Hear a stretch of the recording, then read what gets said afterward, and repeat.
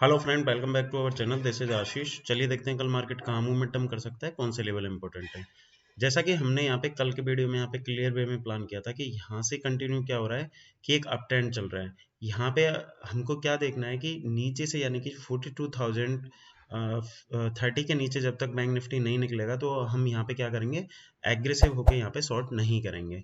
या कल की डेट में कि जैसे गैप डाउन अगर मार्केट खुलता है तो हमको वहाँ पे बाई की अपॉर्चुनिटी वहाँ पे देखनी है। हमारा जो अगर हमने सबसे पहले क्या डिसाइड किया था कि इस वाले लेवल के आसपास अगर आपको कहीं पे भी बैंक निफ्टी दिखता है तो यहाँ से जैसे ही ऊपर की तरफ निकलेगा तो हम यहाँ पे क्या करेंगे कि एक अच्छा खासा ऊपर की तरफ मोमेंटम यहाँ पे मिल सकता है। तो सेम प्राइस एक्शन क्या हुआ कि यहाँ से मार्केट ने क्या हुआ, खुलते ही नीचे की साइड में ब्रेक डाउन किया। ब्रेक डाउन करने के बाद में एग्जैक्टली ये वाला जो सपोर्ट था इसी के पास में आके यहाँ पे कंसोलिडेशन किया। मैं आज के दिन यानी कि बाजार में एक्टिव था नहीं, तो इसकी वजह से मैंने आपको यहाँ पे अपडेट भी नहीं दिया। तो एग्जैक्टली क्या हुआ, ये नीचे की तरफ आया और यहीं से इसने क्या किया, कंसोलिडेशन करके ऊपर की तरफ ब्रेकआउट किया। ब्रेकआउट करने के बाद में इसने रीटेस्ट किया। रीटेस्ट करने के बाद में एक अच्छा खासा यहाँ पे आई होप कि आपने नीचे से प्रॉफिट बनाया होगा।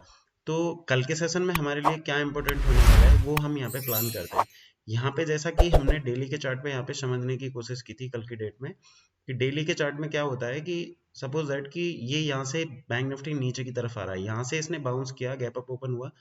यहाँ पे क्या हुआ, ये गैप गैप अप ओपन होके इसने नीचे आया, नीचे से एक अच्छी खासी रिकवरी दी है।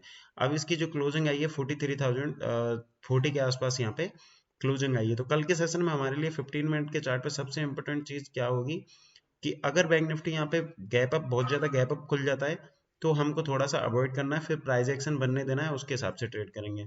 बट अगर यहीं पे भी ये फ्लैट ओपन होता है, फ्लैट ओपन होने के बाद में जो 850 यानी कि 42,000 से लेके 42,800 से लेके 850 तक अगर ये बैंक निफ्टी आपको देखता है और यहीं से फिर ये वापस ऊपर की तरफ चलता है तो आपको बाई करना। फर्स्ट टारगेट आपका होगा जो 43,150 के आसपास का होगा, और सेकंड जो टारगेट होगा आपका यानी कि 43,450 तक का हो सकता है। तो सबसे इम्पोर्टेंट चीज हमको क्या देखनी है कि बहुत ज्यादा गैप अप तो नहीं खुला है, लेकिन गैप अप खुलने में एक प्रॉब्लम हो जाती है कि जो जिनकी ओवरनाइट पोजीशन होती है उनको एक इमीडिएटली बेसिस पे यहाँ पे प्रॉफिट हो रहा होता है, तो वो यहाँ पे प्रॉफिट बुक करते हैं तो मार्केट थोड़ा सा नीचे की तरफ आता है।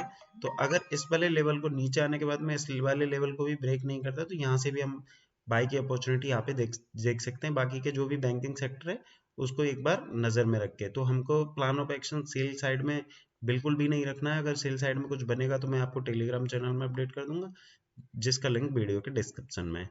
अगर यहाँ पे हम देखें कि अब हम सेल कहाँ कर सकते हैं, तो सबसे इम्पोर्टेंट लेवल हमारे लिए यानी कि 42,400। अगर इसके नीचे अगर ये गलती से अब बैंक निफ्टी आता है तो यहाँ पे भी एक सेलिंग प्रेशर जनरेट हो सकता है, जो कि ऑलमोस्ट 300 पॉइंट का सेलिंग प्रेशर यहाँ तक का ये हो सकता है।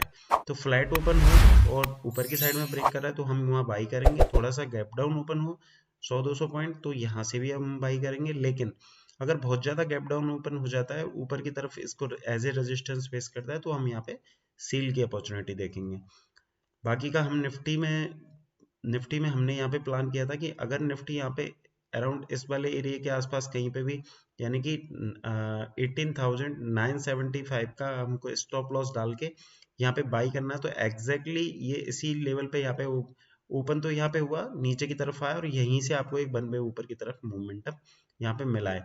तो कल के लिए हमारे लिए सबसे इम्पोर्टेंट ये है कि अगर बैंक निफ्टी सॉरी निफ्टी गलती से भी अगर 18,950 के आसपास आता है और यहाँ पे इसको ब्रेक डाउन करता है तो हम इमीडिएटली बेसिस पे शॉर्ट करेंगे। यहाँ पे 150 पॉइंट का हमको टारगेट नीचे की तरफ मिल सकता है, या फिर ये वाली रेंज जो कंसोलिडेशन रेंज है यानी कि 19,050 से लेके 19,100, इस वाले लेवल पे अगर आपको दिखता है और कंसोलिडेशन करके ऊपर की तरफ निकलता है तो कल की डेट में 19,250 तक के लेवल आपको देखने के लिए मिल सकते हैं।